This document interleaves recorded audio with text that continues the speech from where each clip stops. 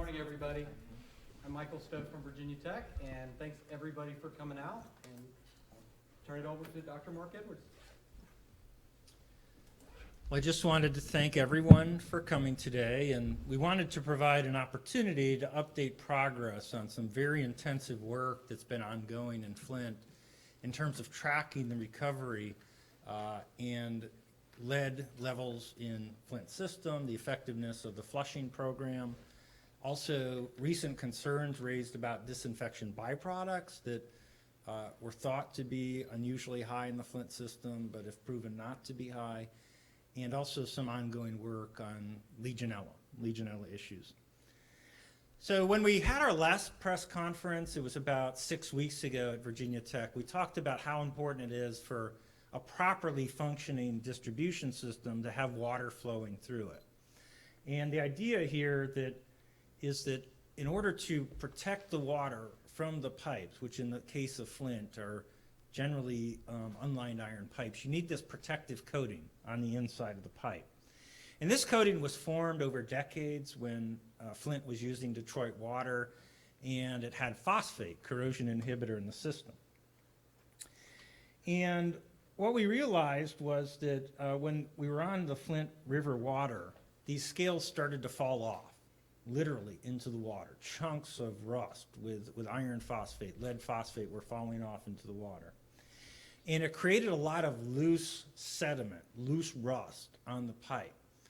And even though we've now been on Detroit water since October of last year, this loose rust is still a problem. And so what we recommended, along with EPA and the other folks working on the emergency response, was to start flushing the pipes clean. And hence, we're into this May where the state obtained approval to get free flushing, free water use for Flint residents. And the idea is that by running a lot of water through the system, we'll be sweeping out a lot of that loose rust that contains iron and lead from the system, enhance the recovery, reform the protective film, and also get disinfectant into the system. So EPA has been maintaining a good disinfectant residual, and last summer and the summer before that, when the Legionella problems occurred, the chlorine levels were just too low throughout the Flint system to control bacteria, including Legionella. So we thought that this would have multiple benefits, and we've been tracking the progress in a few sentinel homes in Flint, and we're seeing some very, very encouraging results. So what I'm going to show you is data from 2 different homes in Flint where we've tracked this problem of lead falling off into the water at 3 different times. The first time that we measured this was April 4th of this year, and what we did is we went to these homes and we sampled from the hose bibs. And in contrast to when you sample from a kitchen faucet, the flow rate is lower. When you sample from a hose bib, you're sweeping the water through the system at a fast rate, and it will rip off any of those loose deposits. And as you can see from this green line here, the lead levels are on the y-axis in parts per billion, and on the x-axis you have the volume. So this is after you turn on the water, how much water has come out. But we had very, very high levels of lead being swept from this home. It started out over 100, but it spiked to over 1,000 parts per billion, and it stayed way over 200 parts per billion during this early April sampling. This was all particulate lead. It was all like loose lead rust. And so that's when we realized we really had to start flushing these pipes. So we presented this data to the US EPA, and everyone agreed we needed to do a better job of cleaning these pipes out. And as you can see, when we went back to this same home on April 17th and then again on May 5th, the levels of lead are just much lower. In essence, we've cleaned a lot of those deposits out, and we think we're helping to restore the protective coating.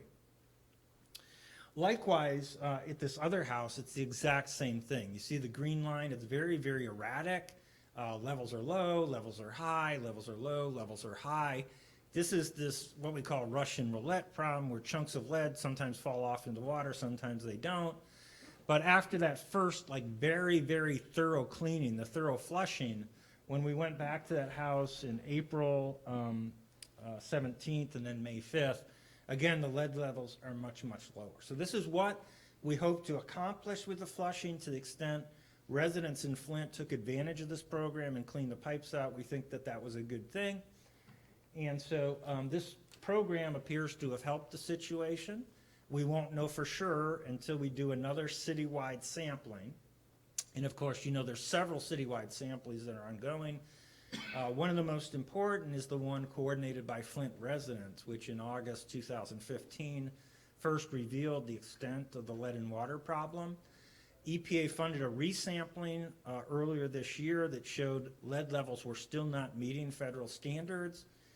So everyone is still advised in Flint to keep using filters for water used for cooking or drinking, or to use bottled water. That advisory remains in effect until further notice.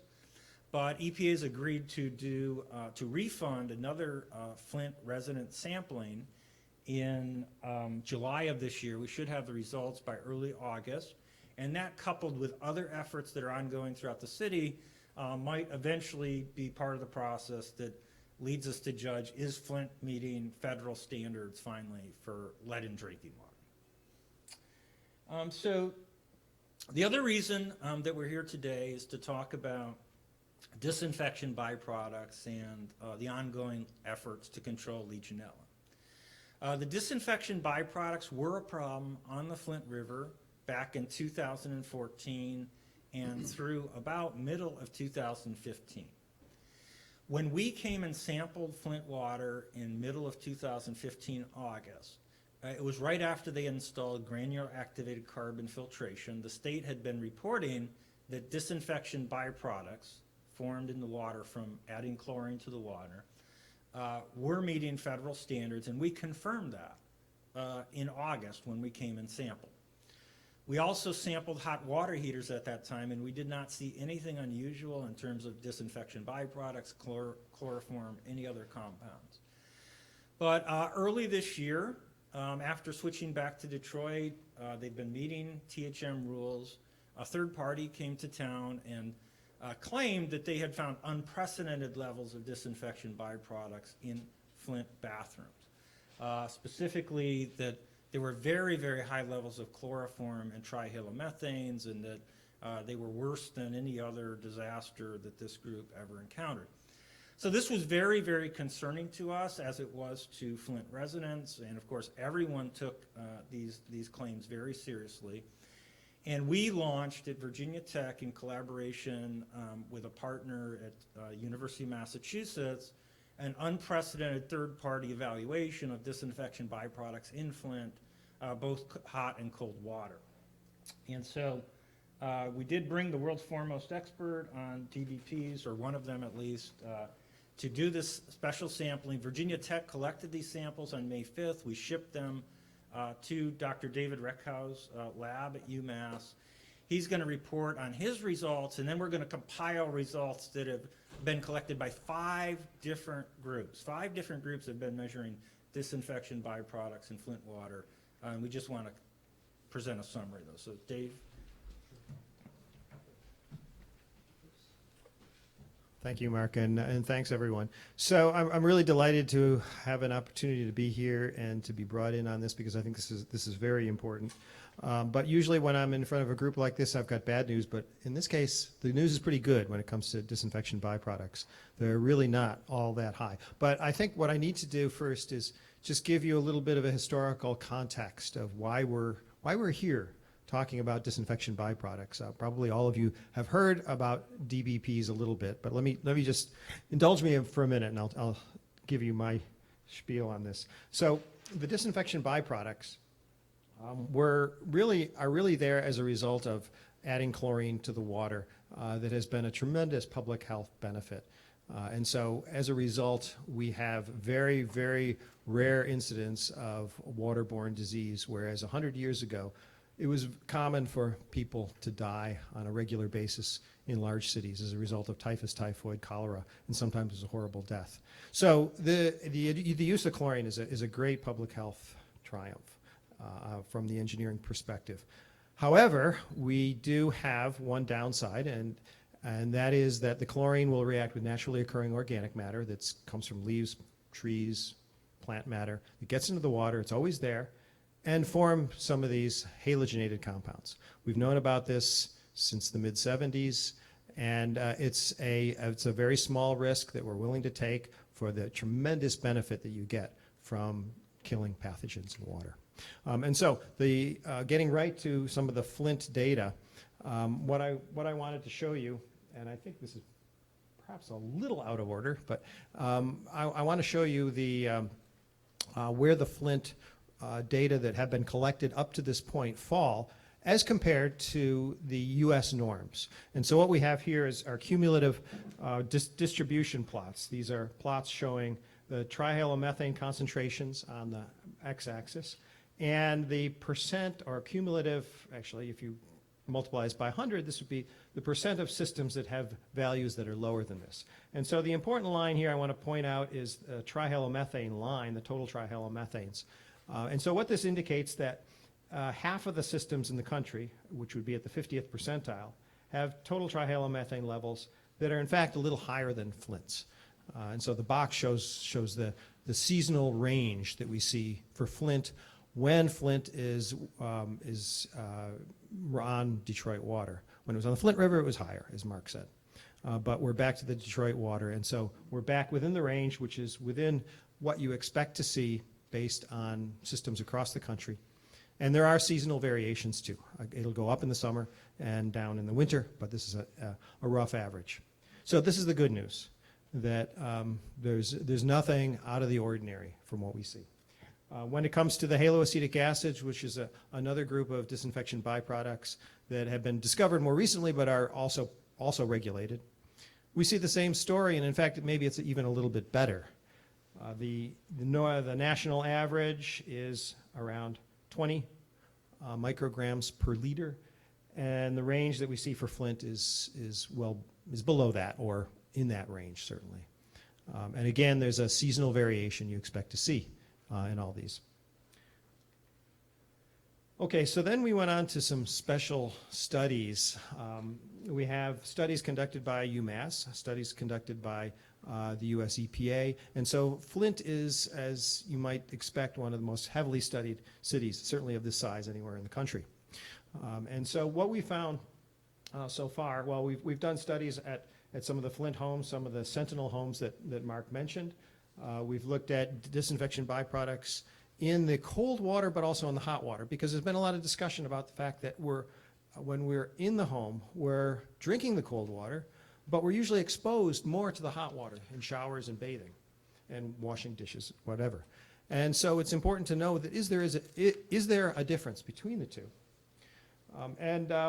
We also looked at to see if there were unusual levels here in Flint with regard to what we have seen in other cities around the country. And so here's the issue, of course.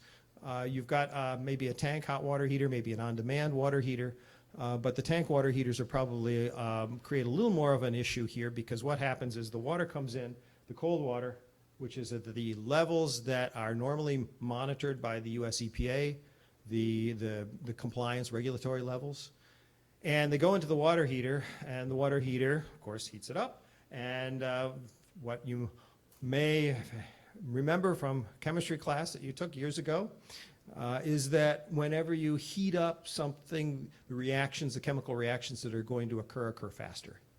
And so what happens here is that the reaction between the chlorine and the naturally occurring organic matter that's always present in water speeds up, and so you get higher levels of disinfection byproducts. You sometimes, though, get some disinfection byproducts that will decompose, too, faster as well. And so it's not always clear what's going to happen. But usually with the trihalomethanes and the haloacetic acids, as you heat the water up, the concentrations get higher. And so what we find is that we are seeing increases in the concentrations in the Sentinel Flint homes that we've been looking at.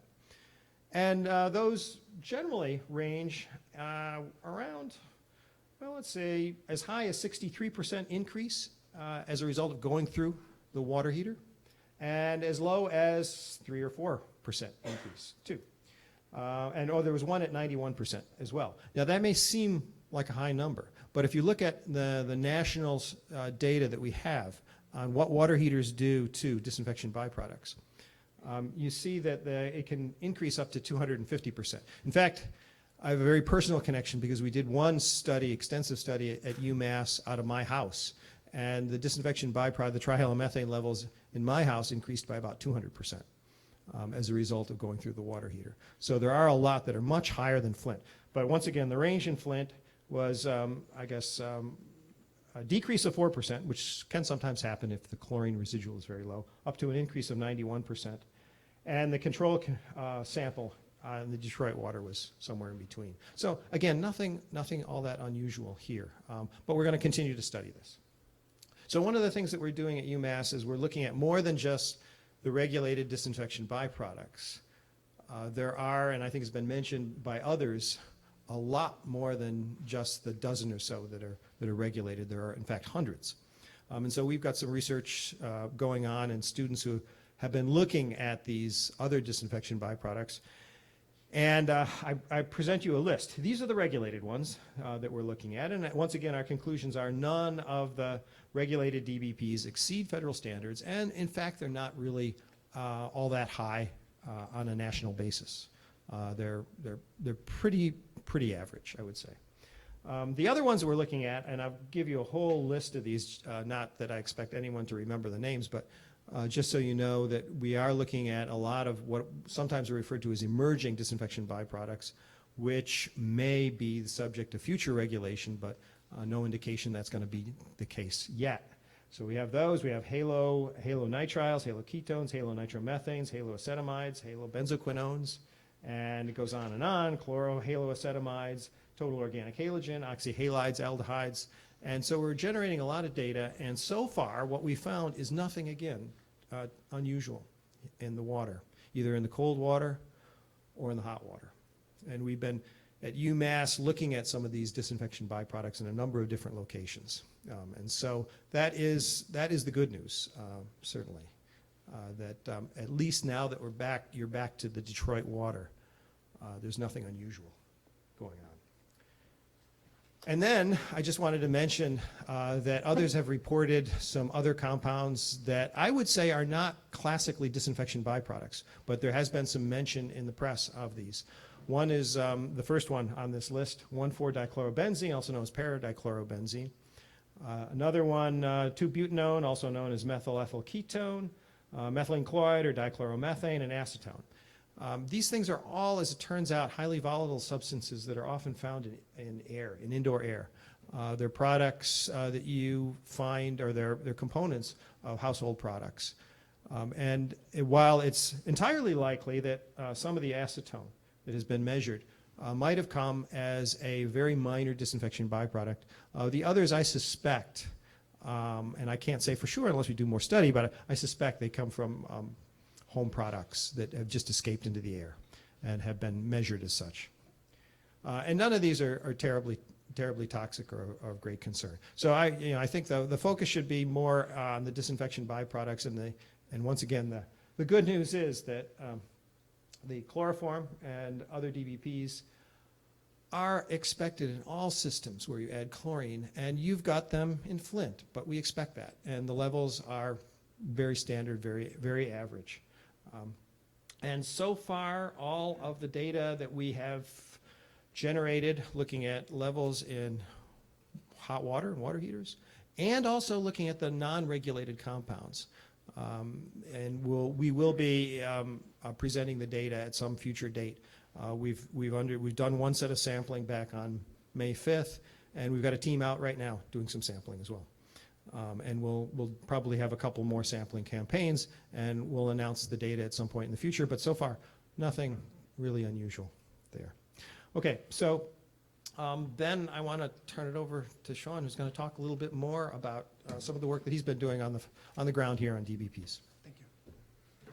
Great, thank you. Again, my name is Shawn McElmurry. I'm from Wayne State University, and I've been working here in Flint for a number of years, most recently taking water samples starting last October, once a lot of the water concerns really reached a fevered pitch.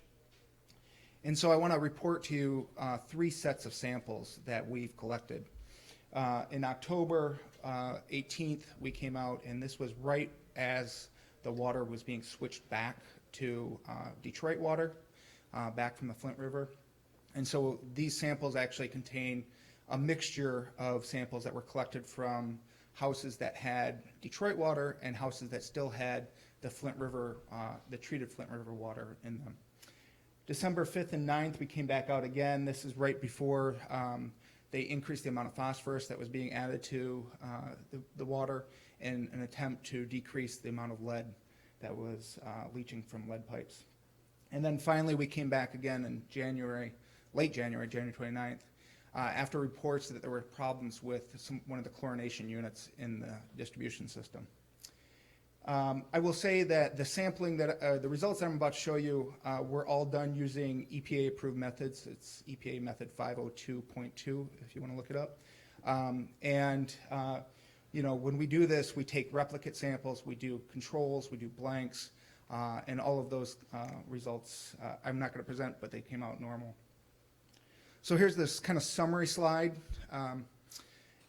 The total number of trihalomethanes, or the total concentration of trihalomethanes, was in October was of concern. It was fairly elevated. It was 68.9. That's still below the maximum contaminant level.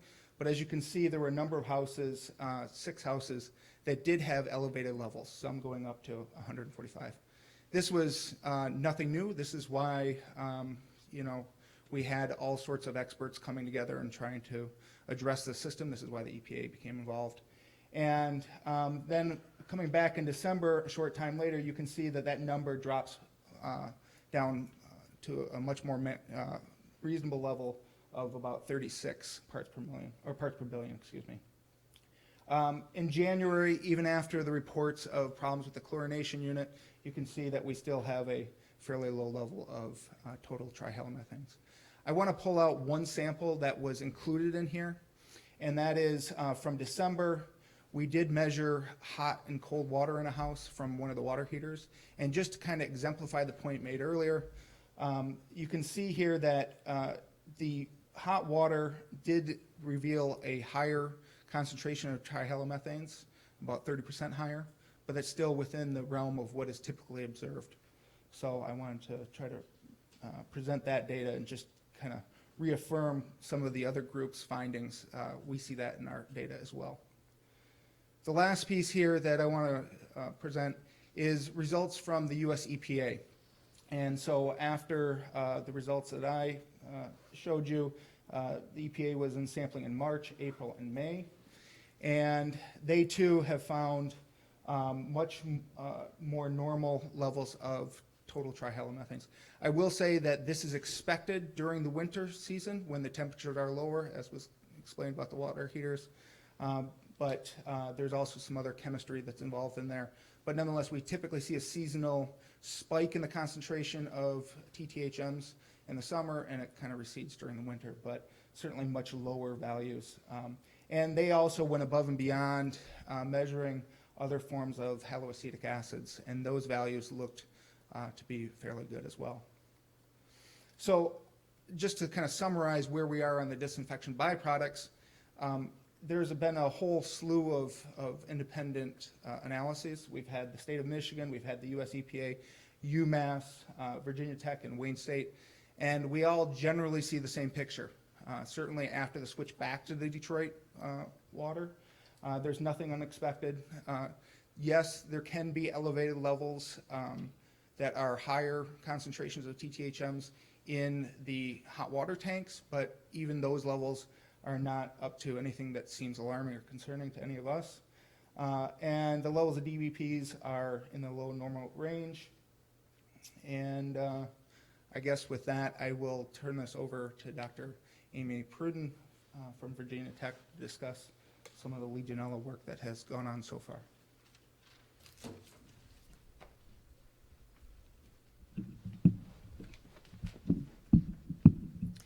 Thank you. So I'm Amy Pruden, and I'm a professor at Virginia Tech. And I'm a scientist that has been working with Marc Edwards as part of our National Science Foundation RAPID grant to look at Legionella, and these are the bacteria that cause Legionnaire's disease in Flint tap water. And before I proceed, I really want to thank all of the homeowners and building owners that have supported our sampling effort. This has really provided essential information, as we'll see, in trying to see how improving the water quality at a community level can decrease Legionella levels and help to protect public health. So our purpose here is to see if the improvement in water quality that Mark talked about, if that's also having an effect on decreasing the levels of Legionella at the tap. So just to give a little bit of background here, Legionella is often thought of as a building level problem. And that's because inside a building, the temperatures tend to be warmer, and you also have these periods of water stagnation when you're not using the water. So if you're at work or sleeping, and so this stagnation can encourage bacterial growth. And in large multi-story buildings, this can be even more challenging, and that's because you have a lot of pipe, a lot of surface area that bacteria can attach to. You can have even warmer temperatures. And then often you also have taps that aren't being used at all or that are rarely used. So you can have more stagnation, and it can be more challenging to control Legionella in larger buildings. Now, importantly, the water quality, the water provided by a water utility, is also important. So as it's delivered to the property line, characteristics like elevated iron from corrosion or depleted chlorine, which also can happen when you have corrosion problems, that can affect whether Legionella is going to grow in the building. So it's really important to deliver that chlorine to the property line, to buildings, and help prevent Legionella colonization. And so I have some good news. So our team at Virginia Tech, we came out in October, and these are Legionella numbers shown in blue. And so this was right before switching to the Detroit water and implementing corrosion control. We see that the numbers of Legionella went down from October in blue to March in orange. And so that's after a few months of using the Detroit water, implementing corrosion control. And we see that this is the case both in large buildings on the left and in the small buildings on the right. And we also see, if you look at the percentages above the bars, that's telling us that the number of taps that tested positive for Legionella also went down. So as we're moving into summer months, summertime is more common for Legionnaire's disease to occur. And so it's important to think about how we can keep these Legionella numbers down. And so a big one is avoiding stagnation of the water. We know that stagnation is bad for Legionella. And so the same efforts to deal with the corrosion problem, flushing the system, we also expect that that's going to continue to help Legionella numbers go down. It's going to deliver freshly treated water and with the chlorine that's needed to keep the Legionella at bay and kill them at the tap. Another thing that can be done by building owners is to elevate the temperature of the hot water heaters. And so we know that temperatures above 140 degrees Fahrenheit can kill Legionella. And I can't underestimate the importance of monitoring and vigilance. So if you get severe flu-like symptoms, if you have severe pneumonia, and especially if you're in a risk group over age 50, a smoker, or have other health problems, get tested for Legionnaire's disease.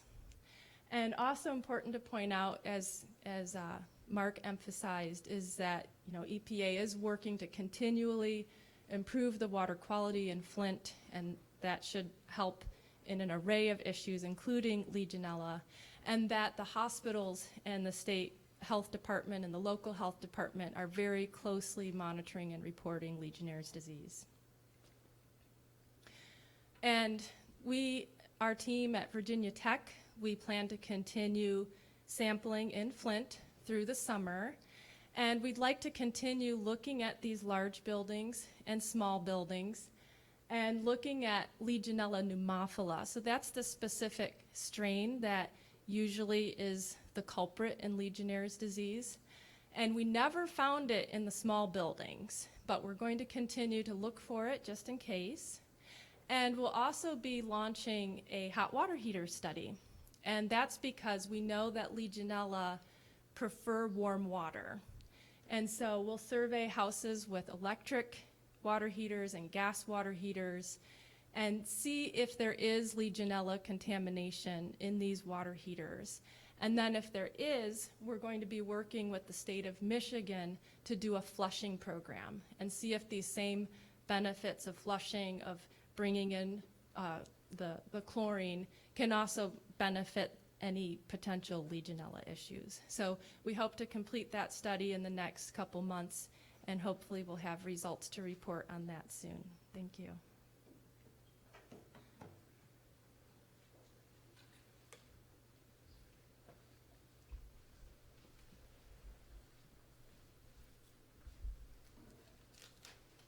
So with that, I think we've completed our formal presentation. If anyone has any questions for these experts, now would be the time to ask. Yeah, Drew.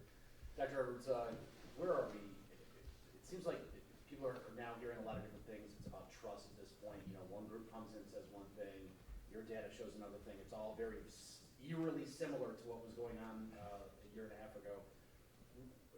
What's your advice to those people sitting at home right now that are hearing conflicting things? How should they weed through all of this information to make sure that they're comfortable with what's going on?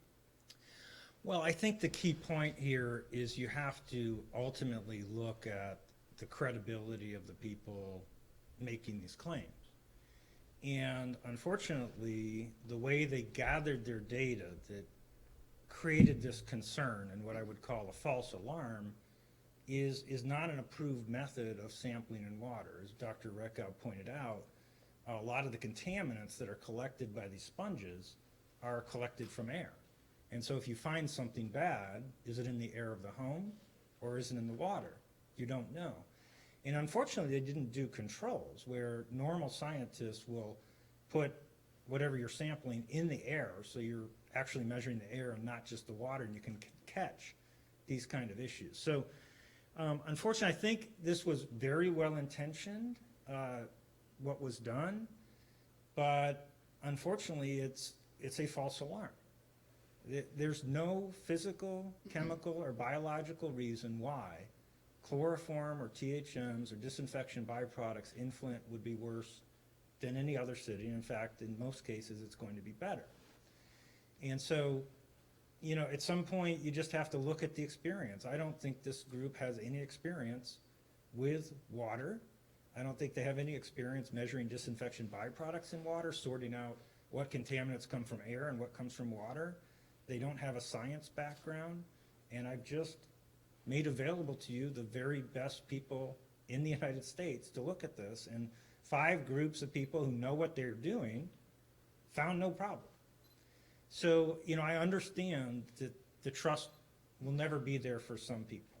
I've said this before, if residents in Flint, given their journey, decide they never want to drink tap water again, never want to take a bath or shower again, I'm not going to try to talk them out of it because, you know, they went through hell for 18 months.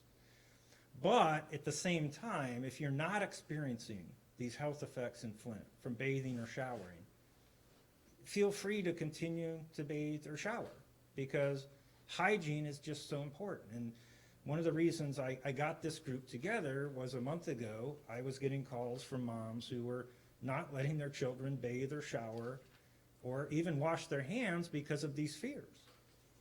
And I spoke to this group and I said, do you realize if you scare people from taking baths or showering or washing their hands, you expect horrible consequences to result. People will get sick. Basic hygiene is so important.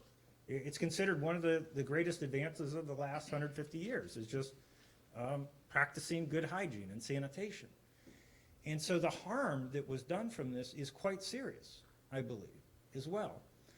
So, you know, I do not blame Flint residents for loss of trust, for being unable to sort out, you know, who is saying what. But look at the credibility of the people and all the independent lines of evidence that say, for this particular problem at least, the disinfection byproducts, Flint is no worse off than other cities and is probably a lot better. Yes? That being said, in all these studies that have come out with the different data, where are we right now? Are you, or are we on the right track to making sure that people have clean, safe drinking water, once again, coming from their taps? And we talked about the corrosion control, everything appears to be working. About when you talk time, how far are we away from clean drinking water? Well, excellent question. So here's the situation. Flint has gone from being one of the most poorly run, least studied systems in the United States to the most carefully watched, best monitored city in the U.S. I can guarantee you right now, no other city in the U.S. is getting the level of scrutiny that Flint is, from all different parties. You've got about a dozen professors from universities studying Flint's water, looking for problems. You've got the feds in terms of the emergency, federal emergency.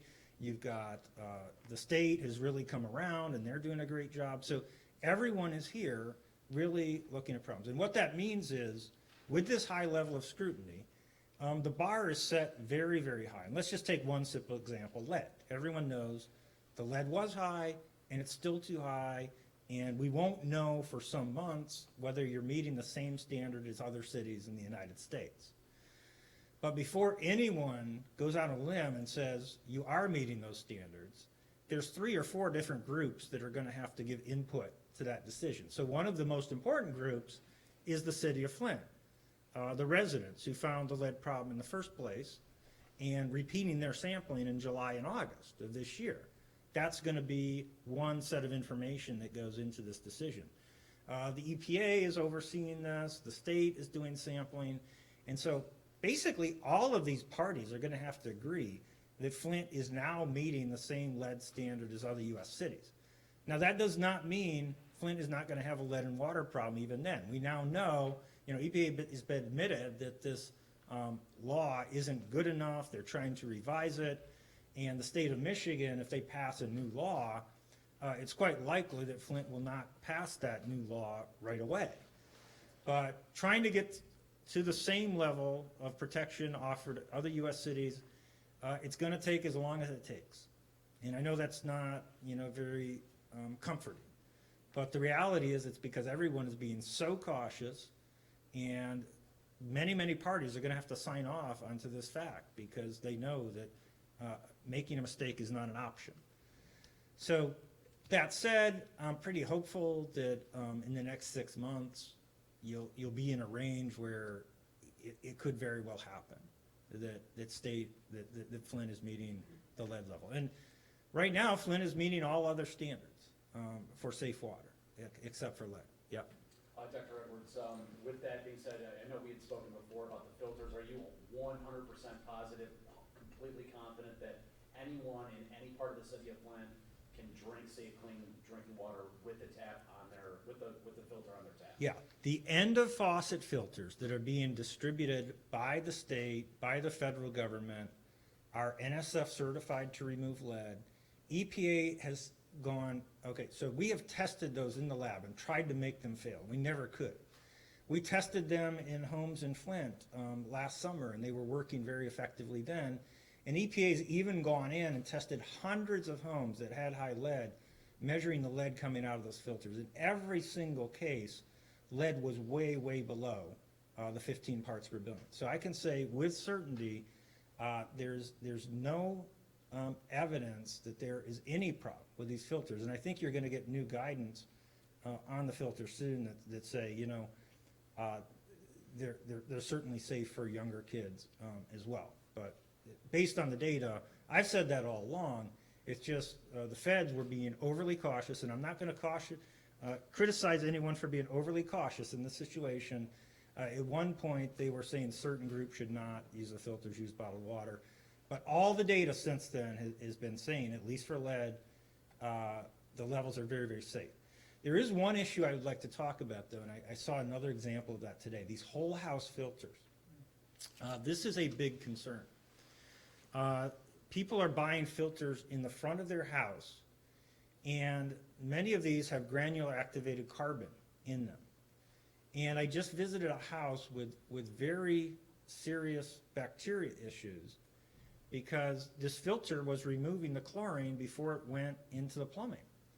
And on our website, I don't know if you've been following it, but we warned about the potential problems of using whole house filters that have granular activated carbon, and you are removing the chlorine that's being put in the water to protect you.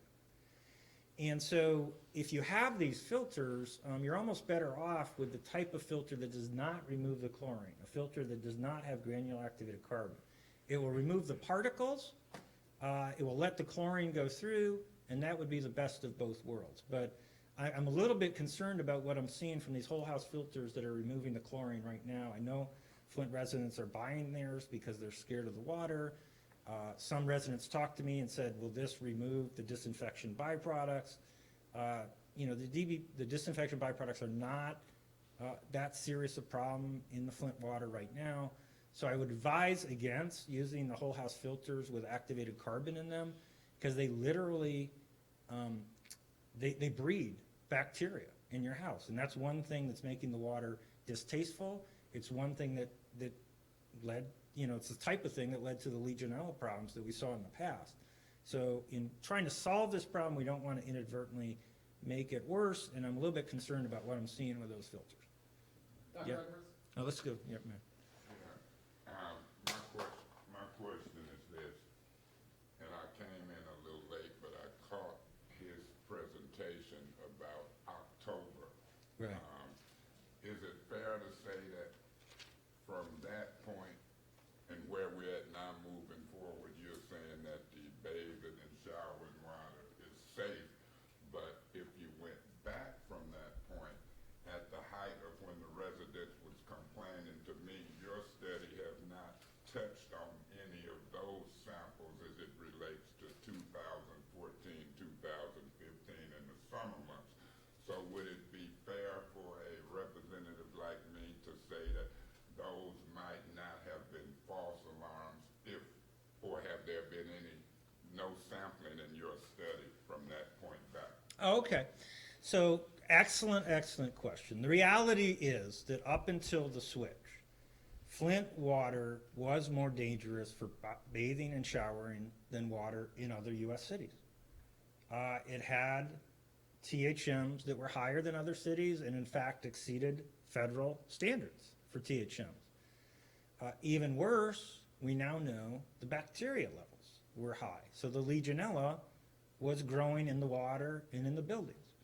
So Flint water before the switch certainly was, I think by any measure, less safe than other cities for bathing and showering. Now what extent that contributed to rashes or breathing difficulties, on our webpage we talk about this and we say, I believe, I can't prove it, but I believe the water was involved in many of those cases. But as we sit here now, and I'm sorry you missed the presentation of Dr. Reckhow too, but there's been many more data sets collected. Yeah. Oh, okay, good. So all the data shows that, to me at least, and to other professionals who study this, that Flint water is no more dangerous than water in other cities and is probably less dangerous. Now, as I've said on my website, taking a bath or shower is not a risk-free activity. But the health benefits from hygiene and sanitation so outweigh the health harm that you get in a normal situation that people choose to bathe and shower, and they're better off on average for it. Doesn't mean some people are not getting sick every now and then from that activity.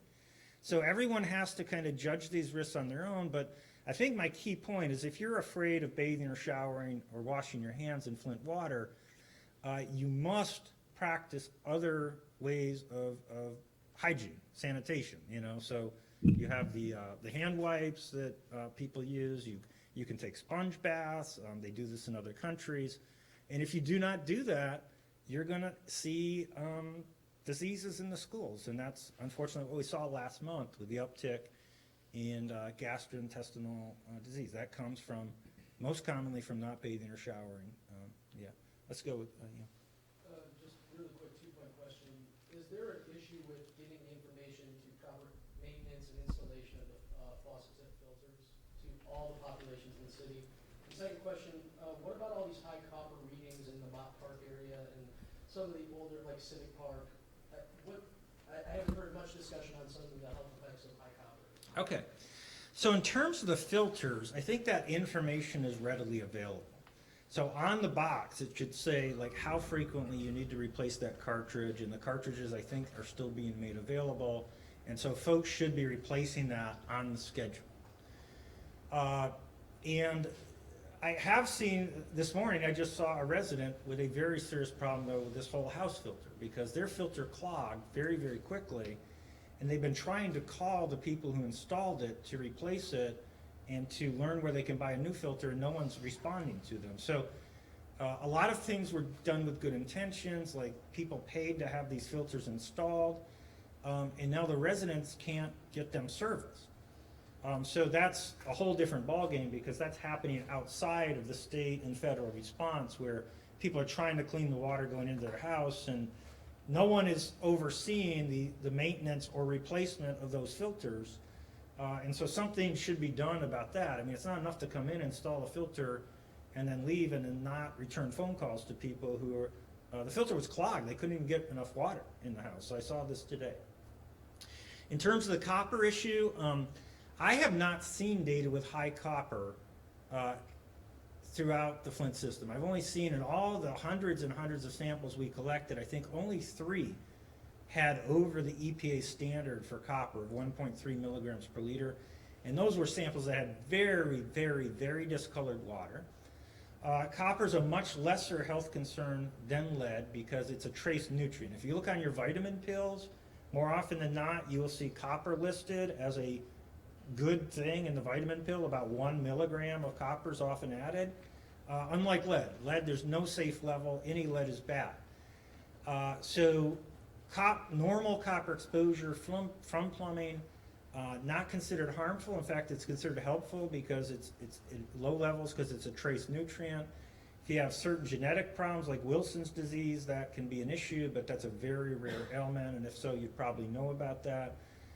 So if you have data showing widespread high copper, I would really, really like to see that. But in the hundreds and hundreds of samples we've collected, we haven't seen any high copper. Shawn, have you seen any high copper? None at Wayne State, and they've been doing a lot of monitoring too. Yes, you. Given these results and declining lead levels, is lead service line replacement still necessary for delivering clean water in Flint? Okay, so the answer I think is yes. We would very much like to see the lead service lines come out. Flint has really 3 major problems to deal with. One is, I think, the lead pipes and the lead in the home plumbing. The second is the water main infrastructure, which has been severely damaged. And the breaking of these water mains and the maintaining of these is a major reason why Flint's water bills are so high. And so we have to get these water mains upgraded to the point that they're not being fixed on failure, which is the least effective way to do it. Then the third issue is obviously dealing with the health issues of Flint residents, and Dr. Mona and her team and others are really working on that. But yeah, it would be very, very nice to get the lead pipes out. I really hope that the federal government and the state will make Flint a model city to see how to do that. It's not going to be easy. Everyone realizes that now. We're going to have to dig a lot of holes because we don't know where the lead pipes are. It's going to be very, very expensive. However, I will point out, even after that's done, you're still going to have a lead problem. So as you've seen, as we've monitored these homes, many of these homes that have had high lead had no lead pipe. And one of the ironies of corrosion control, when you practice effective corrosion control, it works better to reduce lead from lead pipe than it does from the other lead sources, which are solder and brass. So ironically, even though a year and a half ago, lead pipe was probably the major source of danger to Flint residents, as we sit here today, the lead pipe itself is probably not the main problem, because the corrosion control works so effectively on lead pipe. It's the lead that's probably on galvanized iron, the lead on solder, the lead on brass that are probably at least half the problem. And because the corrosion control just is not as effective for those materials. And so, you know, we still are going to have lead problems after replacing all the lead pipes. Getting back to the bathing Yeah. question again, we're still waiting on the federal rash study. Until that's in, can you be confident in saying people can bathe? Well, yeah, I mean, we have said that if you believe that taking a bath or shower in Flint is giving you rashes or breathing difficulties, you should seek out other ways of, you know, practicing hygiene. Your data, your life, your experiences are more important in terms of diagnosing this problem than anything I can tell you. I wrote on my website about my daughter who had just horrible rashes that I think were caused by the water. And we dealt with this for 6 years. And as a parent, I know how horrible that is to see a child crying out in pain and covered with rashes in their body that you think are from this activity. But in our case, we live literally in the national forest. We have our own well. The water is as pure as you could possibly get. And yet somehow we thought it was still causing these rashes. So I've dealt with consumers all around the country who have had these rash problems. And they occur at some level. People have susceptibility. And the fact you're getting a rash from water doesn't mean the water necessarily is contaminated, as was the case in our house. But if you feel you're getting, you know, breathing difficulties or rashes, by all means, you can't continue that practice. That's crazy. But that said, if you are not experiencing those problems, there is no reason, none, scientifically, to think that bathing or showering in Flint today is less safe than any other city. In fact, I have every reason to think it's more safe. Is there anything in that federal report that you'd be looking for when that finally comes out? On our website, we talked about what is likely to be found in this report. Now, I can't speak for it because I haven't seen the report. I've seen other cities where they've done these types of studies. And you have to realize rash complaints are one of the most common reasons for a doctor's visit anywhere in the United States. And we do not understand where these rashes come from. That some of it's, you know, genetic susceptibility, some of it's environmental exposures, and the science is simply not there to understand exactly where these rashes are coming from. So given what I've seen in other cities, there was only one city where we solved and diagnosed a rash problem. That was in like Maui, Hawaii. I worked on a case, it was about 2002, where they didn't have chlorine in the water. Bacteria were growing at crazy, crazy high levels, and the bacteria were actually causing a rash. And when we fixed the water system, many of the residents reported in a scientific study their rashes disappeared. Since that time, we've been less successful. It's been more people thought the water was causing these problems. I have every reason to believe they were right. But many, many other people in the same situations, even in the same house. We had 3 other people taking the same bath and shower as my daughter was. None of us had rashes, you know. So it becomes very, very difficult to figure out, is it from bathing? Is it from not bathing? Is it from having a whole house filter? Is it from some other source? And I hate to predict what the federal study will show, but I really think that it's going to be very hard for them to come up with anything definitive, and I don't think it's going to change any of the advice I gave here today, which is, if you think the water's giving you rash, stop, exposing yourself to the water, but practice other forms of hygiene. Yeah. With regards to the lead pipe removal, there were some concerns about the mayor's Fast Start program that was going too fast, it's getting in the ground. When these lead pipes come out, it's disturbing it's sending a lot of lead downstream or through the system, right? So even if we do get the all clear and these pipes are being removed, people probably would be prudent for them to keep the filters, because unless, if these pipes are coming out of the ground, kicking up all that lead, it's going into the system, you could have those high levels of lead. Oh, yeah, yeah. Well, yeah, so the lead that's mobilized when you replace the lead pipe should only affect the people living in that house. It shouldn't go back out into the system. And for that reason, it would be very, very wise, even after all the lead pipe is replaced, to keep using a lead filter for a minimum of 6 weeks after that, for that disturbance to have passed. Even if it's a full lead pipe replacement, studies have shown that, just the vibrations and the fact that there's loose lead in the pipes of the house, that you can expect that, there will be slightly elevated lead at least for some period of time. So in general now, the best practice is considered after pipe replacement to keep using a filter for, about a month and a half after doing that. I would advise Flint residents to do that, especially as long as the filters are still available. It's only going to improve the water. Do I ask another question? Yes, yeah, sure.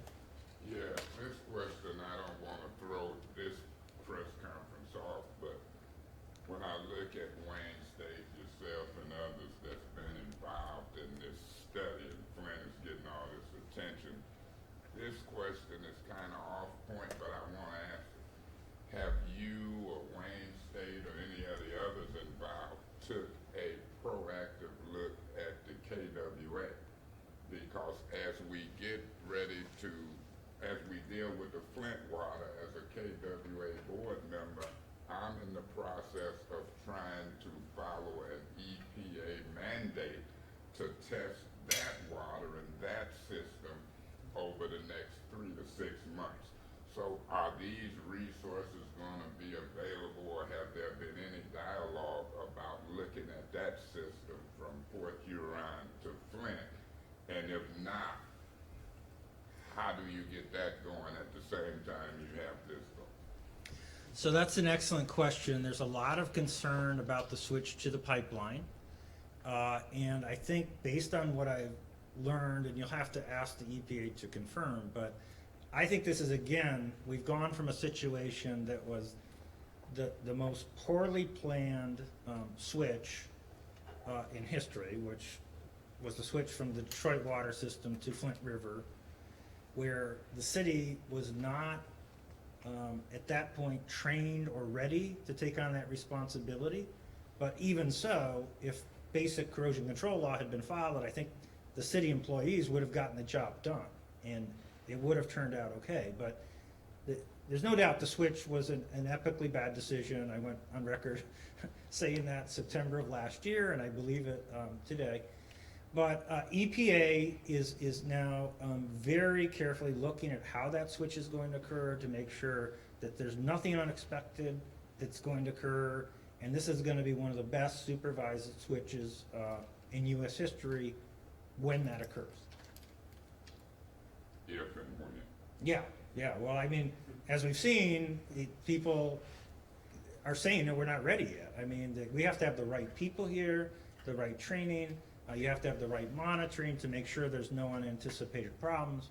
And so it's going to be one of the best supervised water switches in U.S. history, because no one wants a repeat of the disaster that happened last time. Yeah. Question for Sure. Professor Reckhow. Jim. Yeah. Dave. After the work that you did, to sort of coming back and following up on some of the concerns that were raised by outside groups, can you just give me your assessment of the science behind water defenses appearance here in Flint? Right, right. Well, as I think a couple of us said, Mark had said also, water defense, just as background, had used a standard grab sample technology, methodology, which is what we all use, and it's been well vetted by the scientific community. And they also used a special sponge device they call the water bug, which has not been well vetted and not vetted at all. And so the grab sample data that they've collected, I think, are perfectly defensible and great. The water bug data, though, raises a lot of questions, largely because we, as Mark had said, there's no standard there. And so in order to do due diligence as a scientist, you really need to have a control. And the reason why is that if you don't know where the contaminants you might be picking up came from. And so with a water bug, it may be picking up some contaminants from the water, but it may as well be picking up other contaminants from the air in the homes. And those have entirely different sources. And it's really important that we understand the distinction, because the water is, of course, one set of chemistries and related to the community water supply, but the air in a home is highly home specific. And we need to distinguish between those two.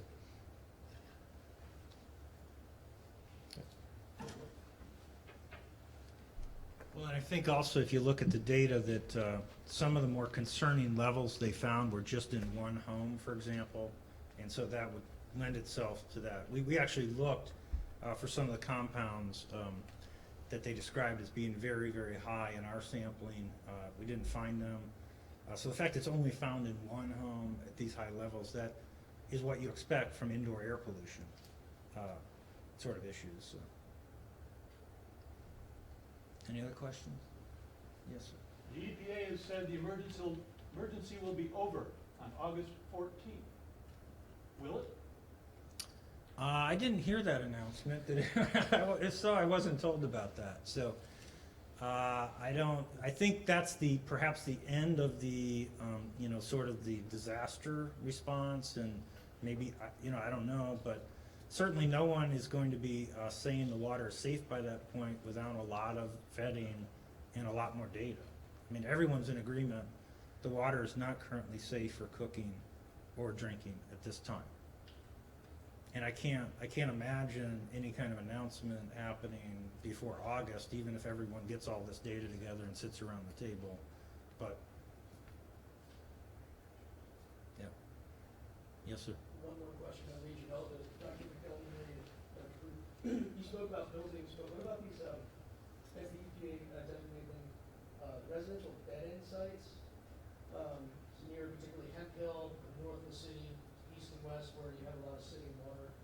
What is the testing that has been done in those areas? How is that coordinating between the cycle program, and how are those being monitored as we enter the summer months? So Shawn, do you want to come up? Amy, do you want to come up and answer that, or one or both of you? Or? Sure. I think Amy can speak to some of the sampling that has been done previously. I know we at Wayne State have taken a small number of samples from individual residents. We haven't targeted those specific dead ends, although we may have gotten a few.